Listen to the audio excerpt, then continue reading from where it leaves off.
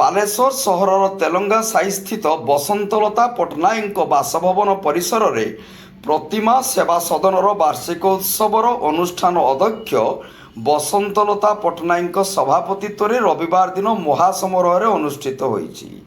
ଏହି ଉତ୍ସବରେ ସର୍ବପ୍ରଥମେ ଜଗନ୍ନାଥଙ୍କ ଫଟୋଚିତ୍ରରେ ମଞ୍ଚାସୀନ ଅତିଥିମାନେ ପ୍ରଦୀପ ପ୍ରଜ୍ୱଳନ ସହ ପୁଷ୍ପାର୍ଘ୍ୟ ଅର୍ପଣ କରିଥିଲେ।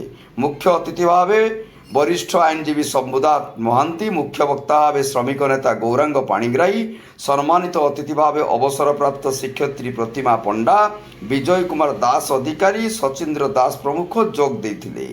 ଏହି ପରିପ୍ରେକ୍ଷୀରେ ସମାଜରେ ବଢ଼ୁଥିବା ଧର୍ମଗତ ହିଂସା, ରାଜନୈତିକ ହିଂସା ବିରୁଦ୍ଧରେ ଛାତ୍ରଛାତ୍ରୀମାନେ ଶିକ୍ଷା ଗ୍ରହଣ କରି ନିଜର ଉତ୍ତମ ଭବିଷ୍ୟତ ଗଠନ କରିବା ସମ୍ପର୍କରେ ଅତିଥିମାନେ ମତ ପ୍ରକାଶ କରିଥିଲେ।